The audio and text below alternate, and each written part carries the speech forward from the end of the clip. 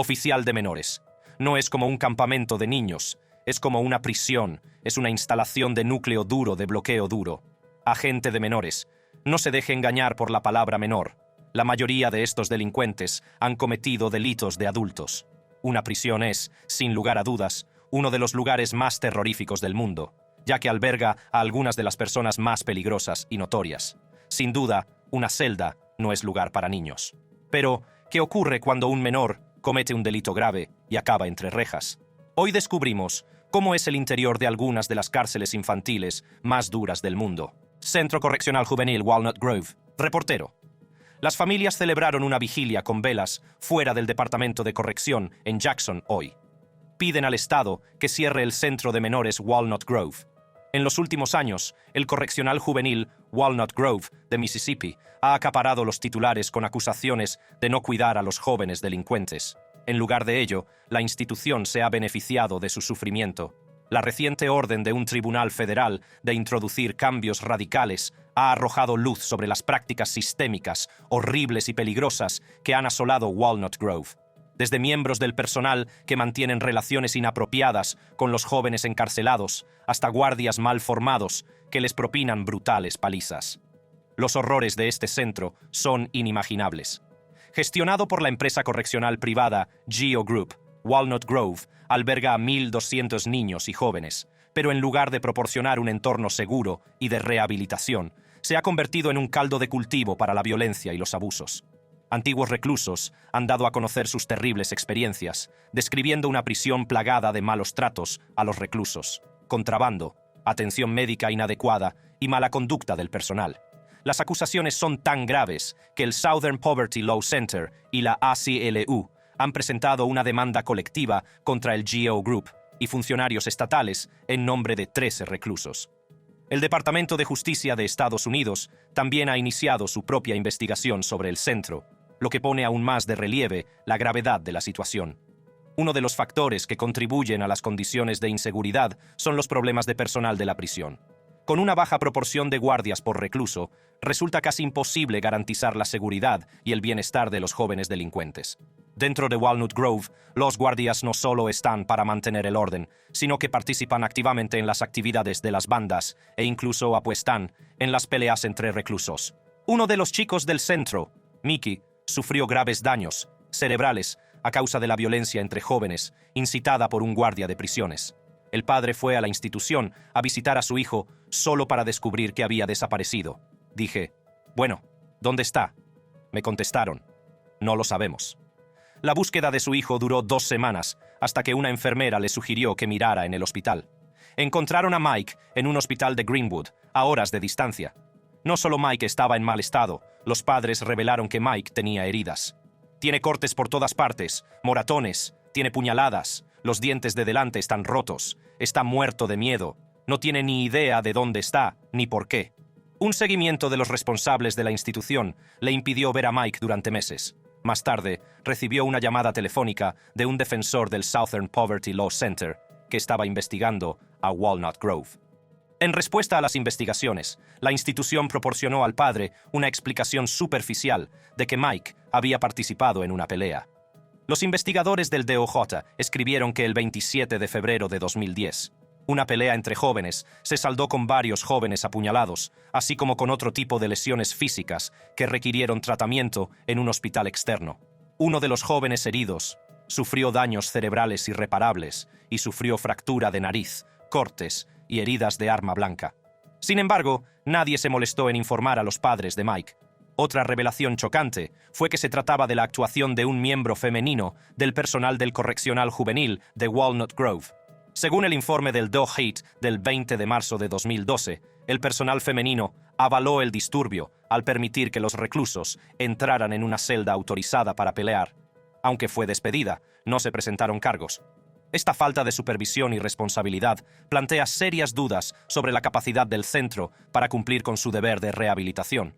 Además, la investigación del Departamento de Justicia reveló que algunos guardias de Walnut Grove estaban afiliados a bandas. Esta sorprendente revelación plantea serias dudas sobre la integridad y profesionalidad de los miembros del personal encargados del cuidado y la rehabilitación de los jóvenes delincuentes. GEO Group la empresa privada que gestiona la prisión, ha intentado distanciarse de estos escandalosos abusos, alegando que ocurrieron antes de que se hicieran cargo del centro. Está claro que la gestión y la supervisión de Walnut Grove por parte de la empresa han sido lamentablemente inadecuadas. En respuesta a la orden judicial, Walnut Grove sufriría cambios significativos.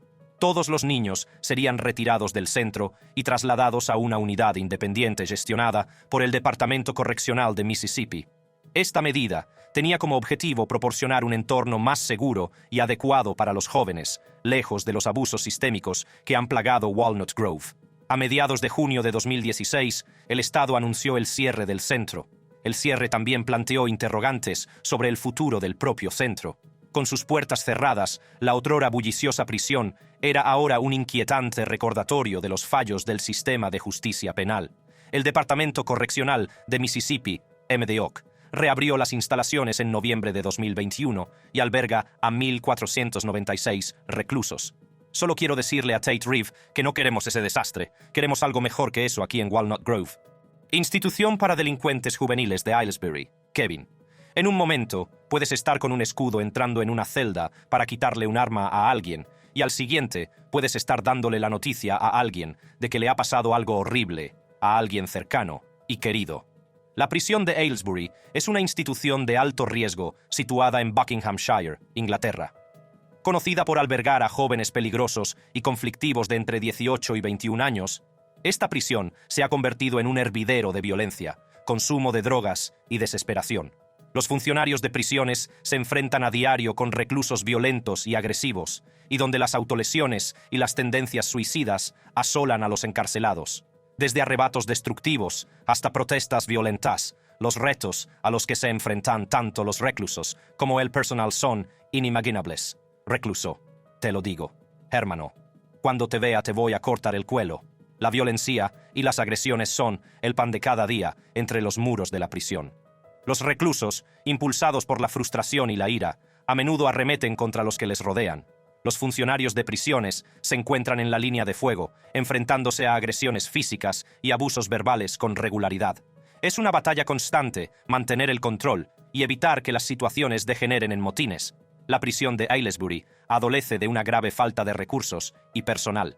El gran número de reclusos, unido a la intensidad del entorno, pone a prueba los limitados recursos disponibles. Los funcionarios se ven a menudo desbordados, tratando de hacer malabarismos con múltiples responsabilidades, con un apoyo limitado. La falta de recursos también afecta a la capacidad de gestionar eficazmente el comportamiento de los reclusos. Los programas de rehabilitación, si bien están disponibles, a menudo están al límite de sus posibilidades. La drogadicción, la falta de educación y las escasas oportunidades laborales contribuyen al ciclo de reincidencia, creando un sentimiento de frustración y desesperación entre los reclusos. Los funcionarios de prisiones se encuentran en primera línea, luchando contra las agresiones y la violencia de reclusos, atrapados en un ciclo de desesperación. Los propios reclusos luchan contra problemas de salud mental, adicciones y falta de oportunidades de educación y empleo. El miedo a reincidir pesa sobre ellos, que luchan contra un sistema que a menudo no les proporciona las herramientas necesarias para la rehabilitación. Para muchos reclusos, la prisión de Aylesbury se convierte en un lugar de confinamiento y desesperanza. La drogadicción está muy extendida, y los recursos disponibles para hacer frente a este problema generalizado son limitados. La falta de apoyo y de programas de rehabilitación deja a los reclusos atrapados en un ciclo de adicción, incapaces de liberarse de sus garras. Según un recluso, no se puede dejar a alguien en una habitación esperando que cambie de la noche a la mañana o en 10 años. Muchos reclusos carecen de las aptitudes y cualificaciones necesarias para conseguir un empleo tras su puesta en libertad, lo que aumenta la probabilidad de reincidencia. El miedo a volver a delinquir se cierne sobre ellos, mientras luchan por encontrar una salida al ciclo. La vida personal de los reclusos también se pone de manifiesto en el entorno penitenciario. Las relaciones son tensas y la separación de los seres queridos afecta a su bienestar mental. El anhelo de conexión y el deseo de reconstruir las relaciones rotas se suman a la carga emocional que soportan. Los retos a los que se enfrentan los reclusos van más allá de lo físico y lo emocional. El miedo a la violencia y a las agresiones de sus compañeros flota en el aire. La tensión constante y la necesidad de estar siempre en guardia crean una atmósfera de miedo y ansiedad. Recluso. La razón por la que estoy haciendo esta mierda es porque me jodieron el otro día. Literalmente. Los reclusos deben navegar por este traicionero entorno, siempre conscientes de los peligros potenciales que acechan a la vuelta de cada esquina. Durante su estancia en la prisión de Aylesbury, los reclusos luchan contra su salud mental. Las autolesiones y las tendencias suicidas son demasiado comunes, ya que luchan por hacer frente al peso de sus circunstancias. Personal. Esta mañana se despidió de mí y me dijo: no volveré a verte. La prisión sufrió 5 muertes, incluyendo 2 adolescentes que estaban en vigilancia por suicidio. Nicholas Weller fue encontrado ahorcado en su celda de la institución para jóvenes delincuentes de Aylesbury. Murió el 16 de marzo. Anthony McNally fue hallado muerto en su celda solo 5 meses después de su condena. Lenny Kraut fue hallado sin respuesta apenas 15 días después de ser trasladado desde la prisión de Highdown. Rikers Island de Nueva York. Dr. Robert Cohen. Es un hecho notable que el 27% de los adolescentes de la isla de Rikers estén en régimen de aislamiento. Es más de 10 veces la utilización normal de confinamiento solitario en los Estados Unidos. Está fuera de las curvas. Un informe sobre la violencia en Rikers Island sacó a la luz una cultura de brutalidad profundamente perturbadora, en la que tanto los reclusos como los funcionarios de prisiones eran responsables del sufrimiento de los jóvenes. Sorprendentemente, más del 40% de los adolescentes alojados en Rikers habían sufrido el uso de la fuerza por parte de los guardias, lo que provocó cientos de llamadas de asistencia médica, de urgencia por parte de reclusos menores de edad con frecuencia. Imagínese ser un chico joven, ya atrapado en los confines de un centro de detención, y luego ser objeto de violencia a manos de quienes se supone que deben protegerle y rehabilitarle. El informe arroja luz sobre la alarmante frecuencia de estos incidentes, con más de 450 llamadas de asistencia médica urgente como consecuencia de la fuerza empleada por los guardias. Los reclusos de Rikers Island también expusieron que se les somete a régimen de aislamiento, pasando hasta 23 horas al día solos en sus celdas. El uso de la fuerza en cualquier centro penitenciario debe ser el último recurso, reservado para situaciones en las que exista una amenaza inmediata para la seguridad. Estar encerrado en una celda pequeña y estrecha durante la mayor parte del día, con poca o ninguna interacción con los demás. Para estos jóvenes es una forma de tortura psicológica que deja cicatrices duraderas en sus frágiles mentes. La reclusión en régimen de aislamiento, que antes se consideraba un mal necesario para mantener el control en el centro, se considera ahora un castigo cruel e inhumano. Un joven llamado Kalief Browder estuvo encarcelado durante 3 años en la prisión de Rikers Island, en Nueva York, sin cargos. Pocos años después de su puesta en libertad, se suicidó. Kalief Browder era un estudiante de segundo curso de secundaria de 16 años. Cuando fue detenido como sospechoso de robar una mochila, nunca se declaró culpable y nunca fue condenado. Mantuvo su inocencia y solicitó un juicio, pero solo se le ofrecieron acuerdos de culpabilidad mientras el juicio se retrasaba repetidamente. Tras pasar casi 800 días en régimen de aislamiento y sufrir abusos por parte de los guardias, Browder solo fue puesto en libertad cuando se sobreseyó el caso. Browder murió suicidándose. Reportero. Bueno, terminamos el programa de hoy con la trágica noticia de que Kalief Browder se ha suicidado. Era un joven estudiante neoyorquino que pasó 3 años en la cárcel de Rikers Island. Sin embargo, en Rikers Island parece que se está utilizando la fuerza como medio de control y no de protección. Las consecuencias de tales acciones son devastadoras, ya que estos adolescentes quedan traumatizados y enredados aún más en un ciclo de violencia. Kalief Browder. Era como el infierno en la tierra. Nos pegaban, nos pisoteaban los funcionarios de prisiones. No hacían más que pegarme, no hacían más que pegarme. En 2018 se produjo un cambio monumental en el sistema de justicia penal. Los adolescentes están siendo trasladados de Rikers Island a un centro de menores remodelado. A partir de hoy, ningún menor de 18 años irá a Rikers Island. Los niños serán tratados como niños y no como adultos. Este es un momento histórico para la reforma de la justicia penal y un paso más hacia la sustitución de Rikers Island por instalaciones más pequeñas, seguras y humanas, anunció el alcalde a través de Twitter. La medida se consideró un paso hacia la reforma de la justicia penal y la sustitución de la tristemente célebre Rikers Island, de la que habían surgido informes sobre sangrientos enfrentamientos y violencia de bandas. El Horizon Juvenile Center, el centro remodelado donde se va a reubicar a los adolescentes, ofrece un entorno más acogedor en comparación con Rikers, sin barrotes en las ventanas, con murales y obras de arte, y habitaciones individuales para los adolescentes. El centro también ofrece clases de secundaria y programas para ayudar a los adolescentes con sus problemas personales, con el objetivo de educarlos y prepararlos para su reintegración en la comunidad. Sin embargo, sigue preocupando la seguridad de las nuevas instalaciones y la posibilidad de que se conviertan en mini Rikers. La seguridad de los funcionarios de prisiones es otra preocupación que surge con el traslado al centro de menores remodelado. Los informes sobre violencia y enfrentamientos hacen temer por el bienestar de los funcionarios encargados de mantener el orden y garantizar la seguridad del centro. Reportero. 2 funcionarios de prisiones resultaron heridos esta mañana dentro de la cárcel de Horizonte, según fuentes que nos informan, al separarse de una pelea entre presuntos miembros de la banda Bloods, y ayer por la tarde otros 2 funcionarios fueron agredidos a empujones y puñetazos en la cara durante un enfrentamiento con un grupo de reclusos. Prisión juvenil de Lincoln Hills. Roberto. Cometimos un error y estamos en Lincoln Hill para pagar nuestra deuda con la sociedad, pero nadie merece ser tratado como un animal como te tratan en Lincoln Hills. Durante años, Lincoln Hills se vio empañada por una serie de incidentes alarmantes, como abusos a presos, negligencia, agresiones sexuales e incluso escasez de personal. Jueces, defensores públicos y funcionarios del condado alertaron del deterioro de las condiciones. La consolidación de los reclusos menores de edad en 2011, como una medida de ahorro, solo empeoró la situación, lo que lleva a una ruptura en la formación adecuada, la comunicación y la gestión, y la participación crucial de la Oficina Federal de Investigaciones en el descubrimiento de la verdad detrás de los incidentes perturbadores que tuvieron lugar dentro de las paredes de esta instalación.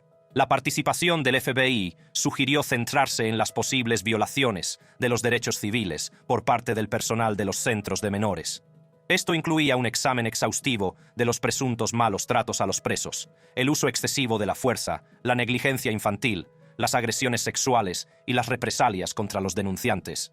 La investigación, que se prolongó durante casi 2 años, sacó a la luz una serie de incidentes espeluznantes que dejaron al país estupefacto. Uno de ellos fue el de un recluso que sufrió la inimaginable pérdida de parte de los dedos de los pies debido al retraso en el tratamiento médico. Según fuentes conocedoras del incidente, un funcionario empujó a un recluso a su habitación y cerró la puerta de un portazo, atrapando el pie del joven contra la jamba y dejándolo tan destrozado que hubo que amputarle los dedos, según fuentes conocedoras del incidente.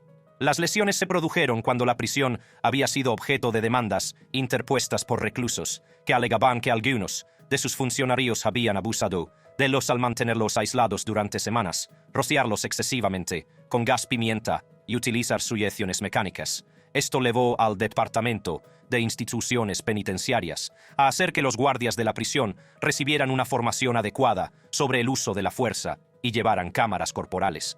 Gobernador Walker. Queremos asegurarnos de que la gente esté segura. Esa es la prioridad fundamental del estado de Wisconsin. Asegurarnos de que cualquiera que esté bajo la supervisión del Departamento Correccional, cualquiera que trabaje en el Departamento Correccional, cualquiera que visite las instalaciones del Departamento Correccional, esté seguro. Ese es nuestro objetivo en este momento. Otro incidente comenzó cuando un grupo de reclusos revoltosos se negó a acatar las órdenes de los guardias. Frustrado y abrumado, uno de los guardias recurrió al uso de gas pimienta como medio de control. La escena se volvió rápidamente caótica, ya que los reclusos tosían, jadeaban y trataban desesperadamente de quitarse la sustancia urticante de la cara. El uso de gas pimienta en una prisión juvenil ha provocado indignación y ha encendido un acalorado debate sobre el uso adecuado de la fuerza en este tipo de centros. Los defensores sostienen que el spray de pimienta solo debe utilizarse como último recurso, en situaciones en las que exista una amenaza inmediata para la seguridad del personal o de otros reclusos. Sin embargo, los críticos sostienen que su uso en este caso fue excesivo e innecesario, causando daños y traumas innecesarios a los jóvenes reclusos.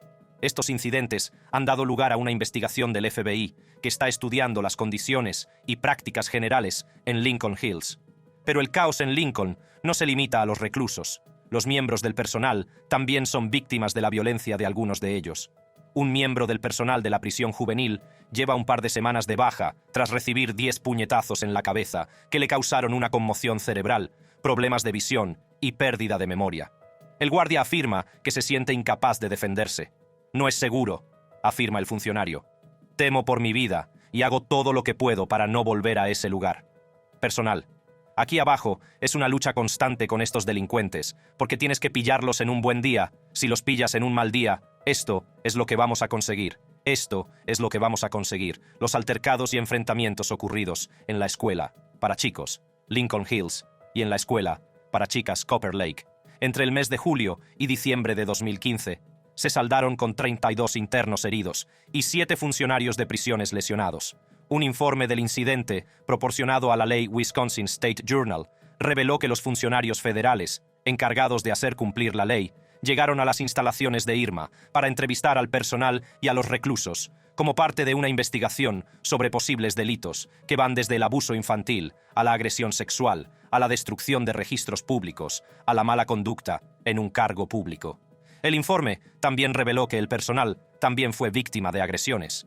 En un incidente espeluznante, un recluso amenazó sexualmente a un miembro del personal y a su esposa. Los registros detallaban sucesos chocantes, desde peleas hasta vandalismo, pasando por el uso de lenguaje soez y amenazador hacia los miembros del personal. Los registros mostraban un incidente en el que se produjo una disputa sobre golosinas entre 2 reclusos, que acabó con los reclusos y el personal heridos tras estallar una pelea entre los 2 reclusos. El personal fue testigo de cómo la cabeza de uno de los reclusos rebotaba repetidamente contra el suelo, mientras que la rodilla de otro recluso resultó herida por un miembro del personal que intervino. En otro incidente, un recluso introdujo una camiseta en el fondo de un inodoro y tiró repetidamente de la cadena hasta que rebosó. Esto llevó a los funcionarios de prisiones a cortar temporalmente el agua del inodoro de la habitación. El recluso continuó amenazando con escupir a los funcionarios. Los registros detallan además que un funcionario encontró un cepillo de dientes que el recluso había convertido en un arma. El recluso también amenazó con matar y apuñalar al personal si se negaba a entregar el arma improvisada. Escuela para chicos de Florida. Dr. Erin. Lo que nos sorprendió a medida que encontrábamos más y más tumbas en el bosque fue: ¿por qué no hay una lista? ¿Por qué no hay un mapa de la parcela? ¿Por qué no hay registros de lo que realmente sucedió con estos niños? Uno pensaría que habría habido más supervisión y trabajo de investigación por parte del Estado.